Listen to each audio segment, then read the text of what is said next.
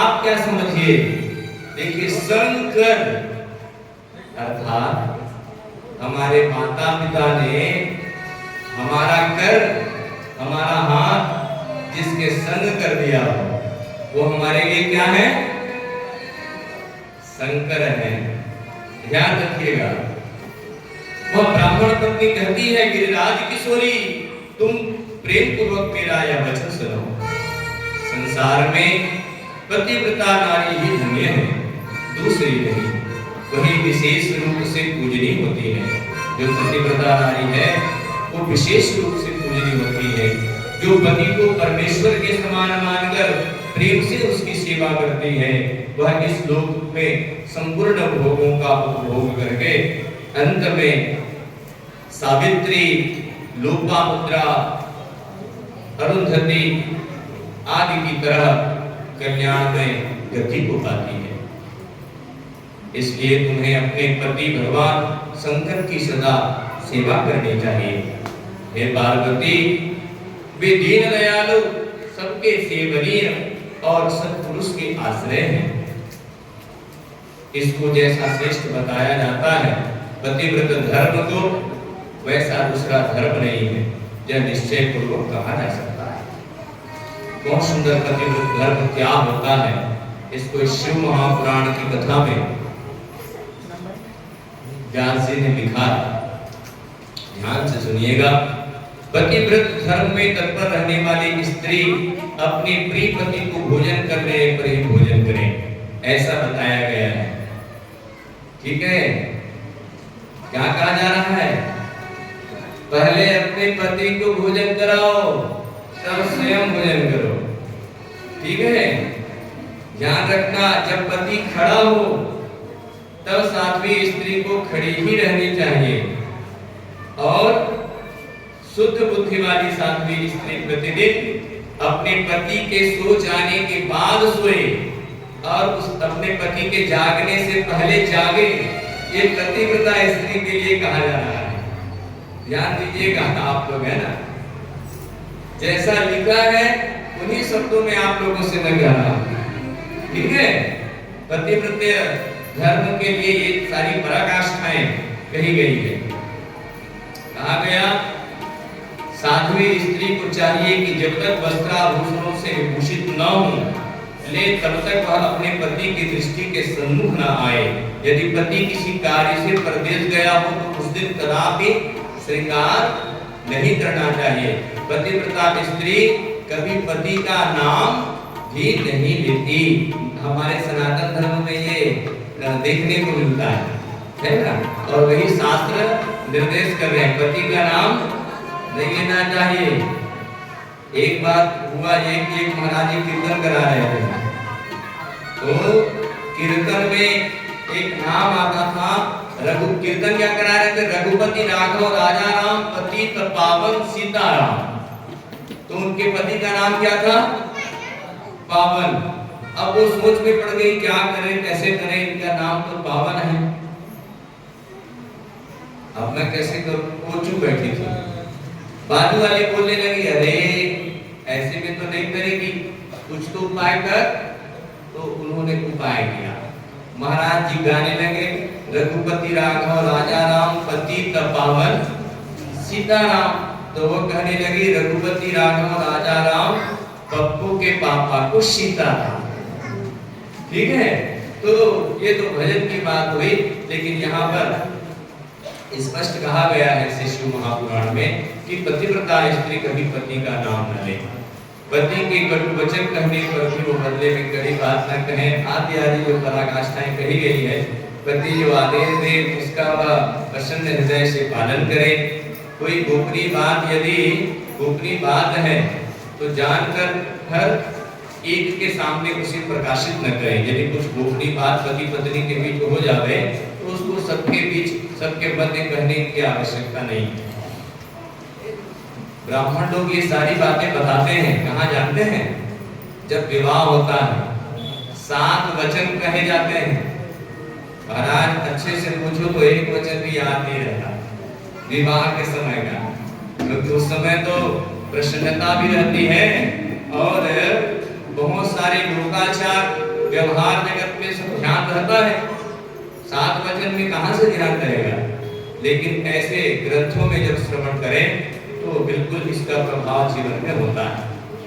अच्छा, यहाँ पर कहा गया है कि देवता, पितर, अतिथि, सेवक वर्ग, गौ तथा भिक्षु समुदाय के लिए अन्न का भाग दे बिना कदापि पतिव्रत स्त्री को भोजन नहीं करना चाहिए। कोई भिक्षु आ गया तो उसको भोजन दो। गौ माता के लिए पहले भोजन निकालो घर में। कौन कौन निकालता है, हाथ उठाओ। गौ माता के लिए गोग्रास। और गाय किनके किनके घर है, हाथ उठाओ। बस इतने लोगों के घर है गाय। हे भगवान,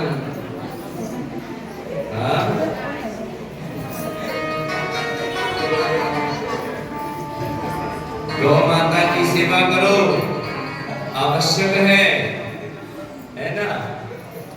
गौ सेवा बहुत जरूरी है। गौ माता में 33 करोड़ देवी देवता, 33 कोटि देवी देवता निवास करते हैं। जिस घर में गौ माता की सेवा होती है, कई रोग दोष ऐसे दूर भाग जाते हैं। आज भी कई डॉक्टर लोग और वैद्य लोग गोमूत्र से इतनी सारी औषधियों का निर्माण कर रहे हैं। उनके गोमूत्र के सुगंध मात्र से यदि वैज्ञानिक दृष्टि से भी देखें तो बहुत सारे रोग दोष ऐसे ही चले जाते हैं। गौ माता को यदि ऐसे स्पर्श करो तो बीपी नॉर्मल हो जाता है। वैज्ञानिक दृष्टि से यदि हम समझें तो देखो गौ माता की कितनी महत्ता है। आज के समय में कितने लोग बीपी के बीमारी से पीड़ित हैं, है कि नहीं, ब्लड प्रेशर की बीमारी से। गौ माता को यदि हम ऐसे सहलाते हैं तो बीपी जो है ऑटोमेटिक नॉर्मल हो जाता है, सामान्य हो जाता है। गौ की सेवा आवश्यक है। अच्छा, गौ की सेवा, जय तो सबको लाते हैं जयकारा, आप लोग भी लगाइए। चलिए, धर्म की, थोड़ा जोर से, धर्म की, अधर्म का, प्राणियों में, विश्व का, गौ हत्या और बाकी हत्या। कैसे ऐसी होता है क्या? अरे भैया, गौ माता की जय तो इसलिए क्योंकि जब भी इस पृथ्वी पर अत्याचार होता है, गौ माता जो है वो पृथ्वी जो है गौ माता का रूप लेकर के परमात्मा को पुकारती है। कहे, हे प्रभु, इस पृथ्वी का भार पाप से बढ़ रहा है, आप अवतरित होइए और हमारी रक्षा कीजिए। वो गौ माता ही पुकारती, इसलिए गौ माता की जय। लेकिन गौ हत्या बंद हो के साथ साथ जीव हिंसा बंद हो भी हमें कहना चाहिए और ध्यान रखना चाहिए कि जीव मत मारो बापुरा, सब जीव एक समान, जीव हत्या छूटे नहीं, चाहे कोटिन सुनो पुराण। चाहे आप कई करोड़ पुराण भी सुन लेंगे ना, तो जीव हत्या छूटने वाला नहीं है। इसलिए सावधान, सावधान हो जाइए, बिल्कुल जीव हिंसा से बचिए। मुख के स्वाद के लिए जीव हिंसा नहीं करना चाहिए। बलि प्रथा पर भी रोक लगाना चाहिए, अंकुश लगाना चाहिए, क्योंकि कोई माता अपने पुत्र की बलि नहीं चाहेगी। बहुत सारे कथाओं में आपने सुना है, माँ कभी अपने बेटे को मारना चाहेगी क्या? बताओ, बोलो बोलो। माँ कभी बेटे को मारना चाहेगी? नहीं चाहेगी। इसलिए कभी बलि नहीं करना चाहिए। वैदिक पद्धति में जो बलि का विधान है, जैसे दधि उड़द आदि का, वो संभव है, पर जीव हिंसा हमें कभी नहीं करना चाहिए। और मुख के स्वाद के लिए तो बिल्कुल भी नहीं। ध्यान रखिएगा, क्योंकि इसका परिणाम जो है बड़ा भयंकर होता है। एक दृष्टांत के माध्यम से समझिएगा। एक कसाई का काम था, वो एक बकरे को एक दिन काटता था और पूरा बकरा बेच देता था। ठीक है, उस एक दिन वहां का जो राजा था वो मदिरा पान किया। अब मदिरा पान करने के बाद उसको मांस मांस भक्षण की इच्छा हुई।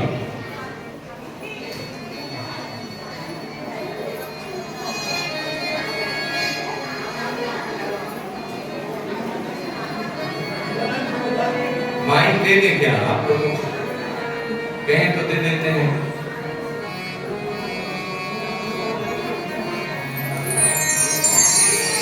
नमः पार्वती पतये हरे हरे हरे। उस राजा को मांस भक्षण की इच्छा हुई तो अपने मंत्री को कहने लगा, रात को 10 बजे जाओ मांस लेकर के आओ। तो गए कसाई के पास, बोले बकरे का मांस चाहिए? नहीं, मैं तो, मेरा उसूल है, मेरा सिद्धांत है। आओ ऐसे आओ। मेरा तो सिद्धांत है कि एक बकरा एक दिन काटता हूं और उसको पूरा बेच देता हूं। अब कैसे करूं? नहीं है मेरे पास। तो नहीं, राजा का आदेश देना पड़ेगा। तो बकरे के पास वो गए, वो लेकर के फरसा लेकर के अपना, और जा करके जैसे उस बकरे को काटने लगे तो बकरा हंसने लगा, ठहाका लगा करके। कसाई बोला, अरे बकरा तू कैसे हंस रहा है? तो बोला, देखो आज तक का हमारा जो हिसाब किताब था, बैलेंस, वो बराबर चल रहा था। मैं तुमको काटता था और तुम मुझको काटते थे, लेकिन आज जो ये एक पैर काट करके तू सोच रहा है ना कि आधा काट करके इसको आधा छोड़ दूंगा रात भर तड़पने के लिए, ये एक्स्ट्रा हिसाब हो जाएगा हमारा, ये अतिरिक्त हो जाएगा। उस दिन से उस कसाई को अक्ल आ गई महाराज, और वो जिद हिंसा छोड़ करके वो भजन में लग गया। कहा गया है, जब ही जागा तभी सवेरा। जीवन में आहार शुद्धि जरूरी है, बहुत आवश्यक है। हमारी आहार क्या है, हम क्या खा रहे हैं, क्योंकि जैसा खाओ अन्न वैसा हो मन। जैसा हम अन्न खाते हैं वैसा ही हमारा मन होता है। भीष्म पितामह से पूछा गया, जब वो बाणों की सैया पर सोए हुए थे, कहो भीष्म पितामह, तुम अभी यहाँ बहुत सुंदर उपदेश दे रहे हो, लेकिन जब सभा में चीरहरण हो रहा था तब तो तुम चुप सिर झुका करके बैठ गए थे, क्यों? तो उन्होंने जवाब दिया कि भैया उस दिन ना मैं दुर्योधन के घर भोजन कर लिया था। उस दिन मैंने दूषित भोजन दुर्योधन के घर पाप के कमाई से और दूषित भोजन मैंने कर लिया था, इसलिए मेरा मन भी मैला हो गया था। ध्यान रखिए, जैसा हम अन्न खाते हैं उसी प्रकार हमारा मन भी होता है। इसलिए सबसे पहले घर में पहली रोटी गाय के लिए निकलनी चाहिए और आखिरी रोटी कुत्ते के लिए निकलनी चाहिए। आज देखने को उल्टा मिलता है ना। माता पिता यदि बोले, कहे बेटा हमको थोड़ा मंदिर ले चल, तो उनके लिए भैया गाड़ी की जगह नहीं रहता, उनको 10 रुपया दे के व्यक्ति बोलता है ये लो ऑटो से चले जाओ, रिक्शा से चले जाओ, किसी भी साधन से चले जाओ। लेकिन कार के फ्रंट सीट में कौन बैठता है? डॉगी, है ना। कार के फ्रंट सीट में उसको बिठा करके व्यक्ति जो घुमाने के लिए जा देता है। मैं ये नहीं कहता, कई लोगों को प्रश्न करो तो कहते महाराज जीव है, दया करना चाहिए। दया करने से किसने मना किया है भैया? लेकिन उसका स्थान बनाया गया है। कहा गया कि पहली रोटी गाय को और आखिरी रोटी कुत्ते को, ये नियम बनाया गया है। तो बिल्कुल पहले गौ माता की सेवा आवश्यक है। अच्छा, कई लोगों को देखा हूँ, गाय माता वृद्ध होती है तो उसको बेच देते हैं। गाय माता जीवन भर तो चलो जब तक दूध देती है तब तक उसकी सेवा करेंगे, लेकिन जब वो बूढ़ी हो जाती है तो उनको कसाईयों के हाथ बेच देते हैं। ये भी उचित नहीं है। क्या माँ वृद्ध होगी तो उसको बेच देंगे? उसकी सेवा करेंगे ना। माँ यदि वृद्ध हो जाएगी तो उसकी हम लोग क्या करेंगे? सेवा करेंगे। ठीक उसी प्रकार भैया गावो विश्वस्य मातरः कहा गया है। गाय जो है सारे विश्व की माता है, इसलिए कभी उनको बेचना नहीं चाहिए, ध्यान रखना चाहिए। तो यहाँ पर पतिव्रता स्त्री के लिए पराकाष्ठा कहा गया। कि पहले गौ तथा भिक्षुक समुदाय, कोई अतिथि आ गया तो उस अतिथि के लिए, देवताओं के लिए, पितरों के लिए, सेवक वर्ग के लिए पहले अन्न का भाग निकालना चाहिए, देना चाहिए, तब जाकर के उनको भोजन करना चाहिए। ये पतिव्रता स्त्री के लिए पार्वती को जैसे समझा रहे हैं, उसी क्रम में ये रुद्र संहिता, श्री शिव महापुराण के रुद्र संहिता के पार्वती खंड में ये कहा गया है। धर्म में तत्पर रहने वाली गृह देवी को चाहिए कि वह घर की सामग्री को संयत एवं सुरक्षित रखे। अच्छा, पति की आयु की जो वृद्धि करने की अभिलाषा रखती है कि मेरे पति का आयु जो है वो और बढ़े, तो उनके लिए क्या कहा गया है, ध्यान से सुनिएगा। हल्दी, रोली, सिंदूर, काजल आदि, चोली, पान, मांगलिक आभूषण आदि, केशों को संवारना, चोटी गूंथना तथा हाथ कान के आभूषण, इन सबको अपने शरीर से दूर नहीं करना चाहिए। ठीक है, सिंदूर पूरा लगाना चाहिए, सिंदूर जो भरते हैं ना उसको पूरा लगाना चाहिए। ये नहीं कि सिंदूर नहीं है तो वहीं से वो आजकल वो आता है ना छोटा सा और लगाए नहीं, जैसे ऐसे तिरछा यहाँ पर थोड़ा सा है ना, तो ऐसा उचित नहीं है। मांग को पूरा भरना चाहिए, तभी तो आपकी मांग पूरी होगी ना। कौन कौन चाहता है कि हमारी मांग पूरी हो? सब लोग चाहते हैं, सभी माताएं चाहती हैं, तो उनको चाहिए कि मांग पूरी भरे। शिव पुराण के इस कथा में कहा गया है कि रोली, सिंदूर आदि को अपने से अलग नहीं करना चाहिए। हाथ की चूड़ी, हाथ के आभूषण कहा गया, अर्थात हाथ की जो चूड़ी हम पहनते हैं उसको कभी अपने से अलग नहीं करना चाहिए। चूड़ी गूंथना, हाथ कान के आभूषण, कान का जो आभूषण रहता है, माताओं को चाहिए कि उसको अपने शरीर से अलग नहीं करना चाहिए। ये सारी पराकाष्ठाएं सारे धर्म, पतिव्रत धर्म के बताए गए। पति से द्वेष रखने वाली स्त्री वह कभी जो है यदि उत्तम फल चाहेगी तो उसको उत्तम फल नहीं मिलता।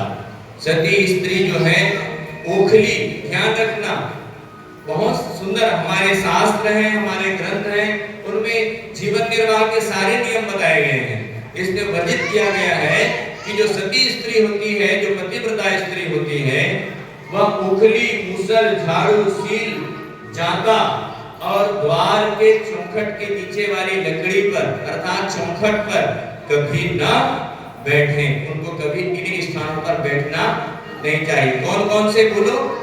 ओखली तो अब कम दिखता है, ओखली, मुसल, मुसल भी बहुत कम दिखता है ना, मुसल भी बहुत कम है, मुसल पे नहीं बैठना चाहिए। सील, सील की पूजा करते हैं ना, हमारे समाज में तो सील में फेरा लेते हैं, सीधारोहण करके सील की पूजा करते हैं। सील में कभी नहीं बैठना चाहिए और द्वार के चौखट पर कभी भी नहीं बैठना चाहिए। ये स्त्रियों के लिए धर्म बताया गया। अच्छा, कभी घर में घी, तेल, नमक खत्म हो जाए तो एकाएक पति को नहीं बोलना चाहिए कि ये चीज खत्म हो गया है जी, ऐसा करके। अर्थात उनको चिंता में नहीं डालना है, उनको धीरे से समझाना है, वो चीज ले आना। जरूरी नहीं है ऐसा बोलना कि खत्म हो गया है। यहाँ पर स्पष्ट शिव पुराण में लिखा गया है इस बात को कि अमुक वस्तु नहीं है, ऐसा कह करके पति को चिंता में नहीं डालना चाहिए। माताएं, हमारे बंधु वर्ग लोग बहुत प्रसन्न हो रहे हैं, है ना, हमारा भाई बहन खूब प्रसन्न होगा। अच्छा नियम बताते महाराज से, इकरे चिकरे मन पर बता, खबर मन पर तो कहीं नहीं। बात ऐसा नहीं है भैया, जो शास्त्रों में सबके लिए कहा गया है, पति के लिए कहा गया है। पति कौन है? तो पाद इति पति, सबसे बड़ा धर्म पति के लिए बता रहा हूं, ध्यान से सुने। पाद इति पति, जो भय से रक्षा करे वही पति होता है। जो भय से रक्षा करे पत्नी का वही